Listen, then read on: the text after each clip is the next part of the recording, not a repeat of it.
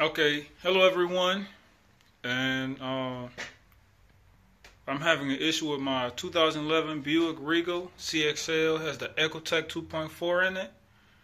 Um, it's having issues with oil consumption, and come to find out that not all GM models are qualified to get the pistons and piston rings replaced from the GM special policy warranty. So pretty much what I'm doing here is replacing the pistons and piston rings myself. ASC certified.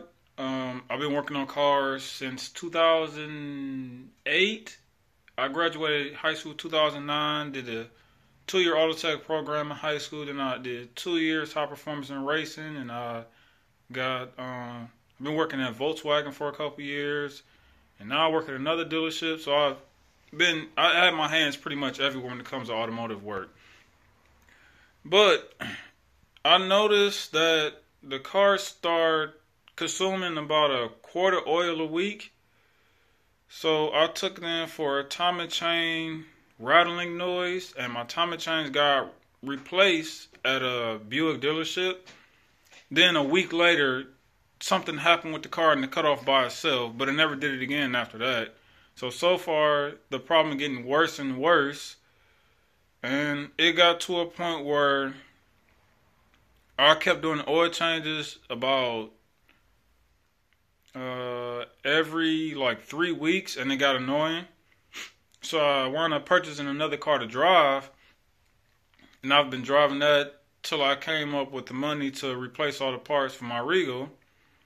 And what I have right now is it's a kit online. Like if you look it up on All Data, type in oil consumption for whatever model GM that you have, and the part number will come up for the kit, and you can purchase the kit online, or you can go to a GM dealership or wherever you get parts from. And it basically comes with 4 pistons, a set of piston rings for each piston. It comes with a timing chain, which I wound up getting a timing chain for the camshafts, and then timing chain for the balance shaft. And it comes with all the guides, the tensioner, new gaskets, head gasket, head bolts. Pretty much think that's it. But right now, this is where I'm at. So far, I got the MAF intake taken off. I got the valve cover off. I got the high pressure fuel pump over to the side. It's over there underneath that blue rag. Then I got my harness, my coil packs taken out. And I was just trying to figure out where I get this rattling noise from. Because I wound up, every time I did my oil change, it was metal shavings trapped around the oil filter. So if you look closely, there's a gap right here. It's supposed to be a plastic guide underneath there, and it's not supposed to be that gap right there. It's supposed to be one full metal piece. So come to find out, my timing chain the engine was spinning, and the timing chain was pretty much eating up at this bracket. And luckily, I found that out. Because I actually checked my parts, and it does come with a new upper guide. So that's a good thing.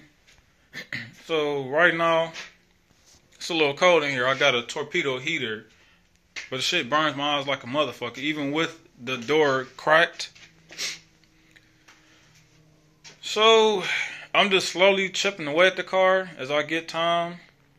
So I feel the next thing I'm going to wind up doing is draining the coolant, draining the oil.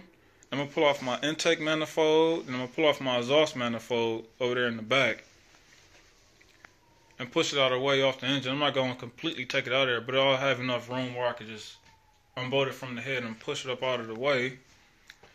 And then I wind up getting all the printouts I need to do the replacement.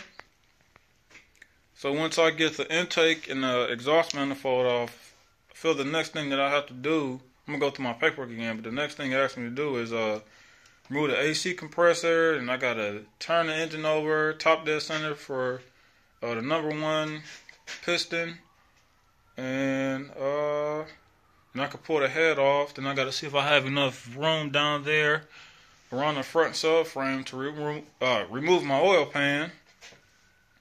Then I'm gonna remove that, and at that point it's just pulling everything apart. And when you're doing this job, and if your bearings are in good shape, make sure you put everything exactly back how it was. Because if you was to mix up any of the connector rod caps or the bearings, you're pretty much going to destroy the engine at that point. You're going to wind up spinning bearings because everything is set as far as like bearings and whatnot. So if you mix them up, the clearances change on them and you can spin the bearings. So you don't want to do that. So make sure you put everything back exactly how it was. And that is it so far. Hopefully it's only taking me about a week to do.